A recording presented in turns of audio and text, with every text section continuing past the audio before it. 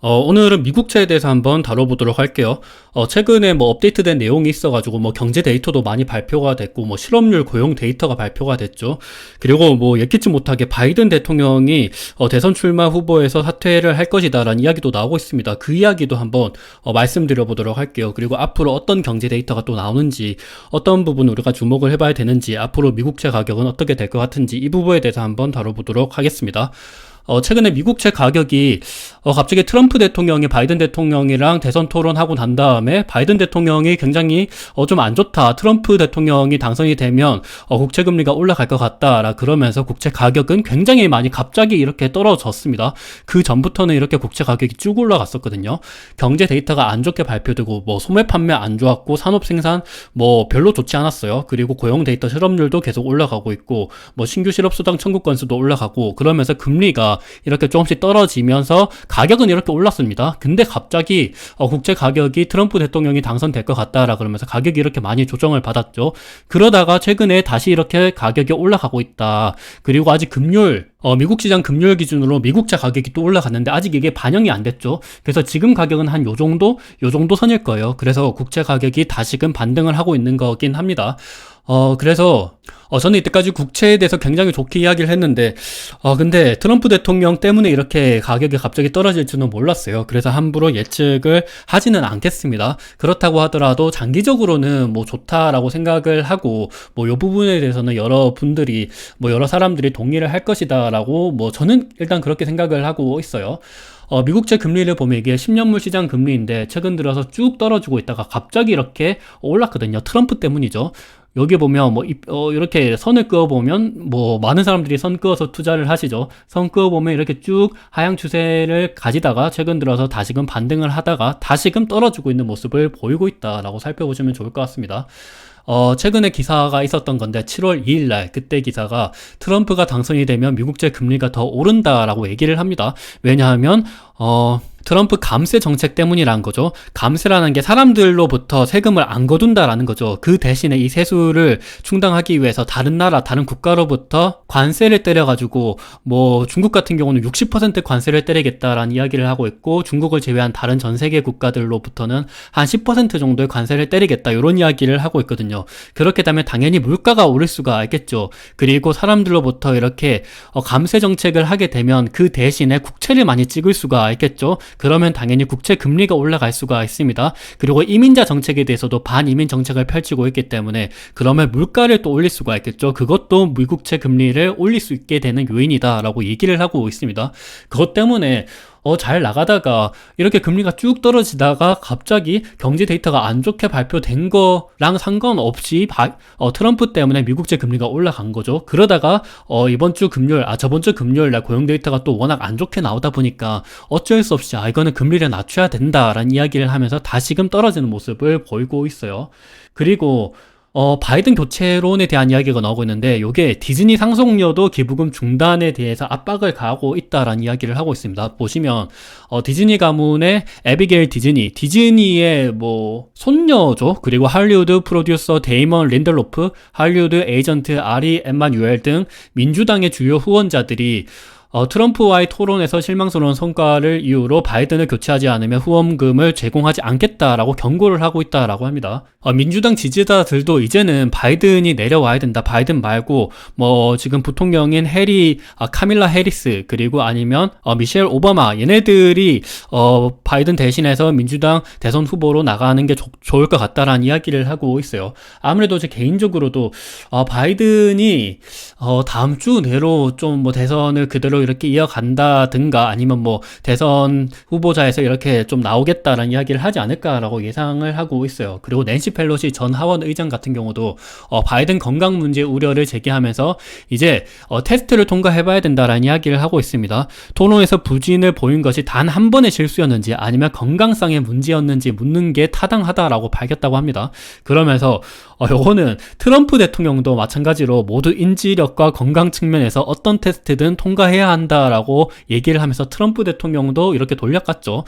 낸시 펠로시 하원 의장이 원래 하원 의장일 당시에도 트럼프 대통령이랑 이렇게 사이가 안 좋았죠. 트럼프 대통령이 악수를 거부하기도 했었고, 뭐 낸시 펠로시 전 하원 의장인 당시에 트럼프 대통령과의 뭐 연설문 이런 거를 그 후로 이렇게 연설문을 찢는다라든지 이런 이슈가 있었습니다. 여튼 뭐 그러면서 낸시 펠로시도 지금 바이든 후보 관련돼서 뭐 건강상의 우려를 제기하는 것이 정당하다라고 얘기하는 것만큼 민주당 내에서도 좀 이런 이야기가 좀 혼동스러운 이야기가 많이 나오고 있는 것 같아요. 근데 참고로 낸시 펠로시가 바이든 대통령보다 더 나이가 많습니다. 한 2살인가 많을 거예요. 그래서 근데 보면 이제는 후보 교체는 또 더 큰 혼란만 가중한다면서 바이든 대통령이 그대로 나가도 좋을 것 같다라는 이야기를 하기도 합니다. 그래서 이게 뭐 어떻게 되는지는 다음 주에 한번 더 봐야 될 것 같기는 해요. 그리고 트럼프가 침해다라는 이야기도 하고 있기는 합니다. 그리고 바이든 대통령도 트럼프와 다시 토론하겠다. 사퇴 묻는 기자에 당신은 틀렸다라고 얘기하면서 사퇴 여부를 묻자 완전히 배제하겠다라고 이야기를 하고 있습니다. 근데 요것도 사실 어느 대통령이 나 이제 진짜 더 이상 대선 출마 못하겠다 이렇게 얘기를 못하잖아요. 그래서 내부적으로 어떤 결론이 나오고 난 다음부터 이제는 대선 출마를 못하겠다라고 나중에 이야기를 하겠죠. 그래서 뭐 어떻게 될지는 한번 두고 봐야 됩니다. 근데 지금 여론상으로는 바이든 대통령이 나오기는 쉽지 않을 것 같다라는 이야기도 많은 것 같아요. 그리고 최근에 바이든 대통령이 또 말실수를 했다라고 합니다. 이거 7월 6일 기사니까 오늘 기사죠. 보면 난 오바마 밑에서 일한 흑인 여성이라고 얘기를 했다고 해요. 좀 세부적으로 보면 뉴욕타임즈 등에 따르면 바이든 대통령이 라디오 방송사랑 인터뷰를 하던 도중에 흑인 대통령을 위해서 일한 최초의 흑인 여성이라고 본인 스스로 이렇게 얘기를 했다고 해요. 그것 때문에 조금 더 바이든 대통령 진짜 나이가 많이 들었고 이제는 좀 건강상의 이유가 있다라든지 아니면 진짜로 치매 관련된 이야기가 있는 거 아니야? 라는 이야기가 많은 상태입니다. 그것 때문에 굉장히 바이든 대통령 입장에서는 불리한 상황이 지속이 되고 있어요. 근데 미국채 투자자들 입장에서는 바이든 대통령이 대선 출마를 안 할 것이다 라고 이야기를 하면 투자자들 입장에서는 나쁘지는 않은 것 같아요. 이렇게 생각하면 조금 그렇긴 한데, 왜냐면 바이든 대통령 말고 뭐 미셸 오바마가 나온다라든지 아니면 카밀라 해리스가 나온다 그러면 트럼프 대통령과의 가성 대선 경쟁에서 어느 정도는 바이든 대통령보다 조금 더 지지율이 높을 것 같다라는 이야기를 하고 있으니까, 그런 걸로 보면 트럼프 대통령이 만약에 대선이 안 된다, 대선에서 뭐 낙선이 된다라 그러면 미국제 금리가 올라갈 가능성은 좀 떨어질 수도 있겠다라는 생각을 해볼 수가 있겠죠. 한편 트럼프 대통령의 지지율이 이렇게 올라가는 거랑 다르게 최근에 경제 데이터가 또 발표된 게 있는데, 저번 주 금요일이었죠. 고용 데이터, 가장 중요한 고용 데이터가 발표가 됐습니다. 보시면 전반적으로 좋게 나왔다라고 저는 해석을 하고 있어요. 미국 평균 시간당 임금 전년 동기 대비랑 전월 동기 대비가 예측치랑 거의 비슷하게 나왔고, 이전치 대비해서는 확실히 임금 추이가 좀 많이 둔화가 되고 있는 것도 확인이 되죠. 평균 주당 근무 시간도 나쁘지가 않습니다. 예측치 대비해서 뭐 거의 동일하게 나왔고, 그리고 보면 제조업 급여 같은 경우도 많이 감소를 했죠. 정부급여 같은 경우는 이제 뭐 공무원이다 보니까 좀 경기를 안 타기 때문에 요거는 뭐 배제하고 보셔도 될 것 같아요.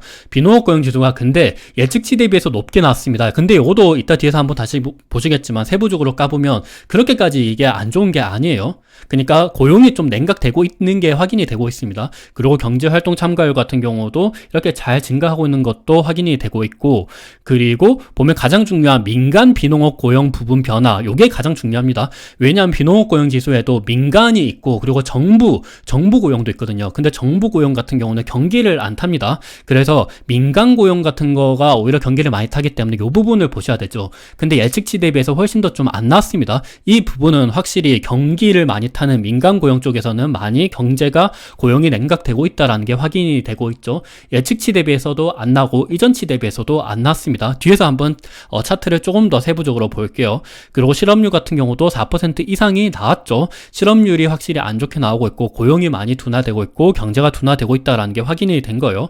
만약에 실업률이 이번에 한 4.3% 정도가 나왔다라 그런다면 이번 7월, 뭐 이번 9월 그때 바로 금리 인하를 해야 된다라는 목소리가 굉장히 커질 거예요. 거의 9월 금리 인하가 한 90몇 % 이상 확률로 무조건 금리 인하해야 된다라는 이야기가 나올 텐데 그 정도까지는 안 나왔지만 조금씩 경제가 고용이 둔화되고 있다라는 게 확인이 됐어요.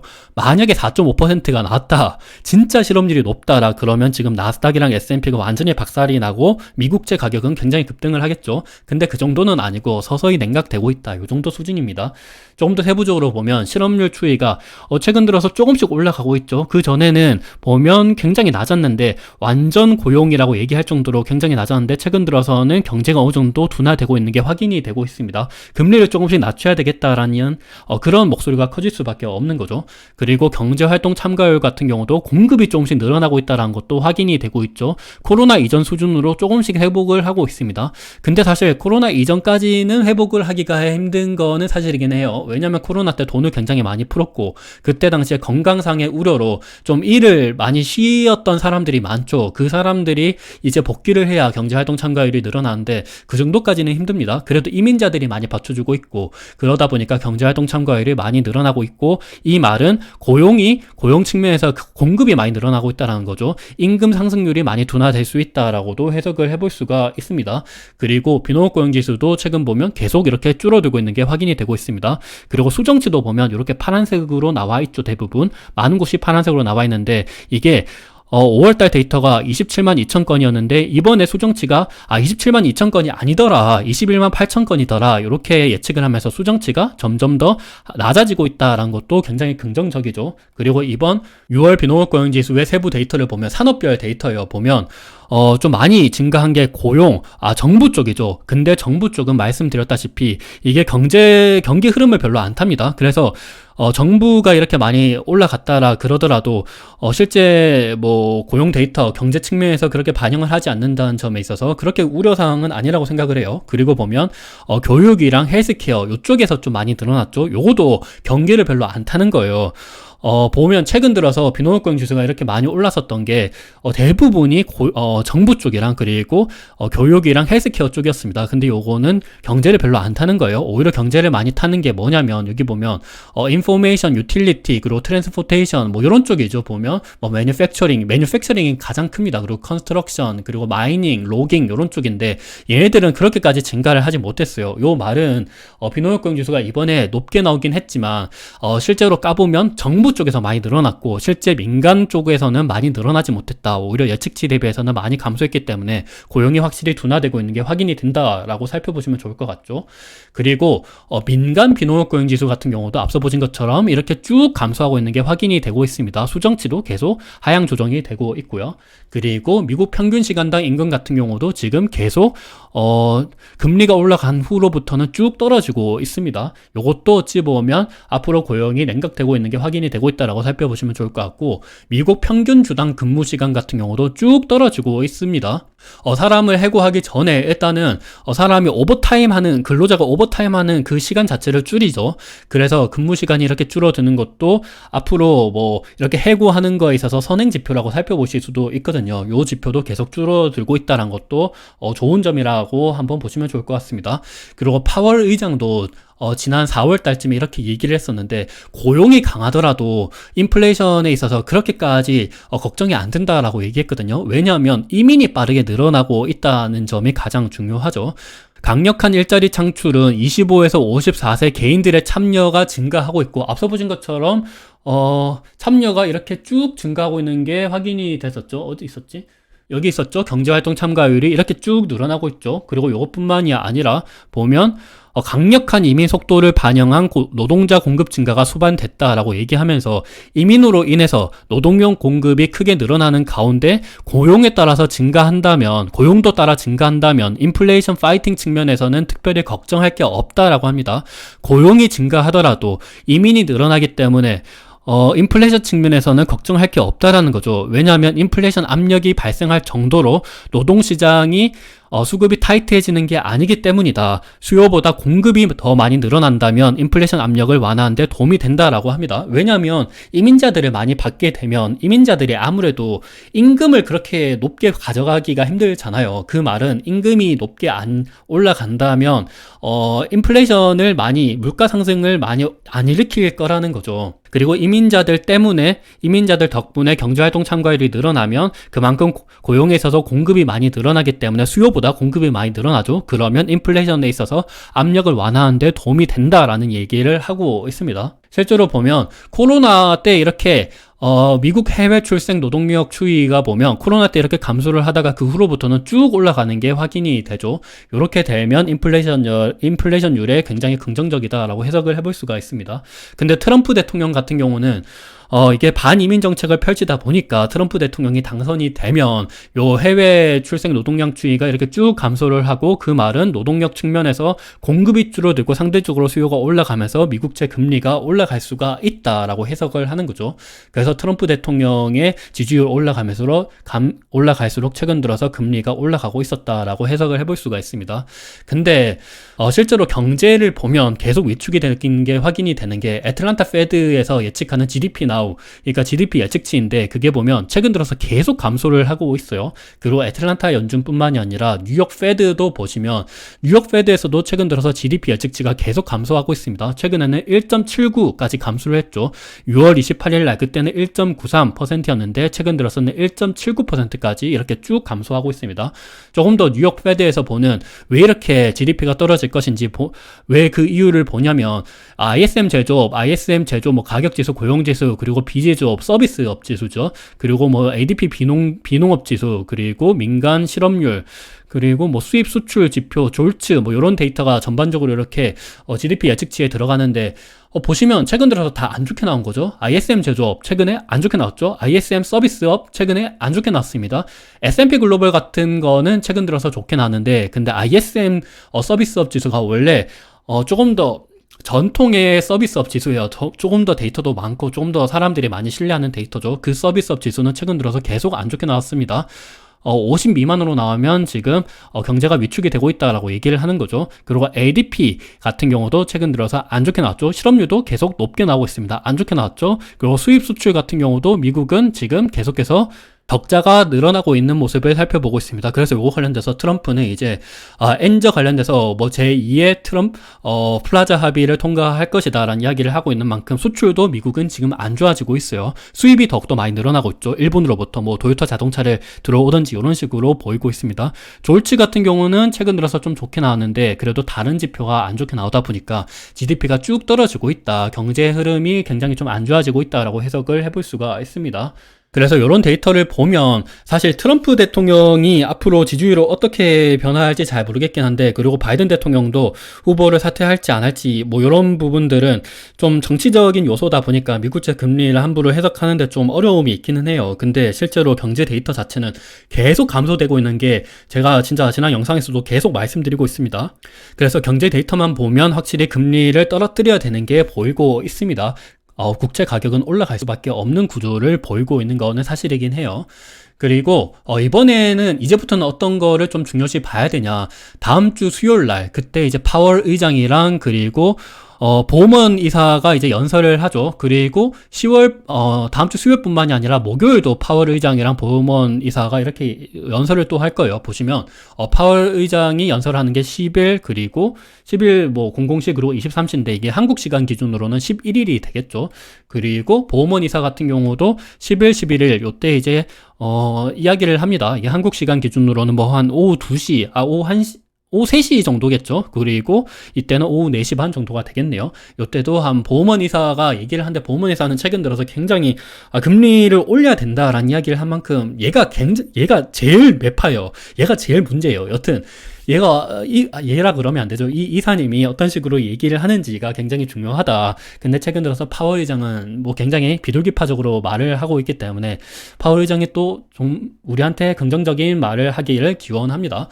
그리고 다음 주 목요일 날 그때는 소비자 물가 지수가 발표되죠. 아무래도 가장 중요합니다. 소비자 물가 지수가 어떻게 발표되는지 중요하고, 그리고 신규 실업수당 청구 건수 요것도 뭐 어떻게 발표가 되는지 중요합니다.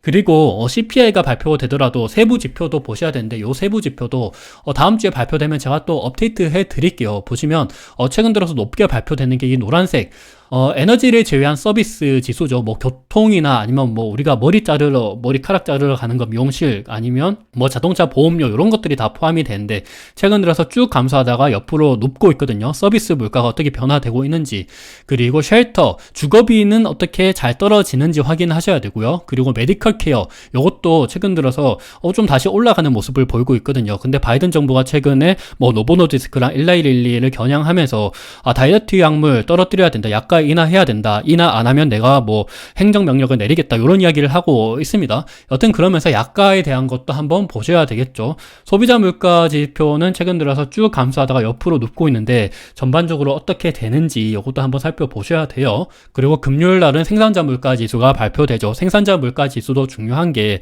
생산자 물가 지수, 소비자 물가 지수 발표된 거를 종합적으로 이제 PCE 데이터도 우리가 예측을 해볼 수 있기 때문에 그 지표도 한번 중요하다라고 살펴보시면 좋을 것 같죠. 그리고 같은 시간 다음 주 금요일일 거예요. 요것도 미시간대 인플레이션 기대치 요것도 나오죠. 그러면서 기대치가 얼마나 떨어지는지, 그리고 그에 따라서 소비자 기대 심리 지수, 뭐 기대 지수, 평가 지수 얘네들은 얼마나 높게 올라갈 것인지 이런 것들도 한번 살펴보셔야 됩니다. 그리고 가장 중요한 7월 30일, 7월 31일 FOMC가 있습니다. FOMC 이번에는 뭐 실업률이 완전히 올라간 게 아니잖아요. 그래서 이번에는 무조건 동결할 겁니다. 근데 9월달 그때는 이제 어떻게 될 건지, 그리고 11월달 9월 아니면 11월에 아마 금리를 떨어뜨리지 않을까.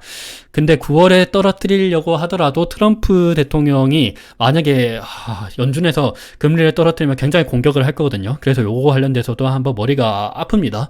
어떻게 될지 한번 살펴보셔야 돼요. 그리고 가장 또 중요한 최근 들어서 엔달러 환율이 160엔을 통과하면서 진짜 미쳤습니다. 일본 정부가, 일본 중앙은행이 어떻게 개입을 할 건지, 일본 중앙은행이 그냥 기준금리를 올릴 건지, 기준금리를 올리려고 하더라도 정부 부채가 너무 높기 때문에 굉장히 힘든데, 아니면 미국채를 팔려고 하려나? 근데 옐런이 가만히 안 있거든요. 옐런이 지금 미국이 일본을 환율 관리 국가로 설정을 해놨죠. 그래서 미국채를 팔기도 좀 굉장히 힘듭니다. 그리고 최근에 일본이 재무상을 교체하려고 하죠. 그래서 그 부분도 기시다 내각이 지지율이 많이 떨어지고 있어서 어떻게 될 건지 엔화의 움직임도 한번 살펴보셔야 됩니다. 이 부분 관련돼서도 제가 다음에 한번 영상에서 말씀드리도록 할게요. 계속 업데이트된 내용이 나오면 계속 한번 살펴보기 위해서 제가 뭐 여러 데이터들을 이렇게 한번 소개해 드리도록 하겠습니다. 오늘 영상이 어느 정도 도움이 되셨으면 좋을 것 같습니다. 감사합니다.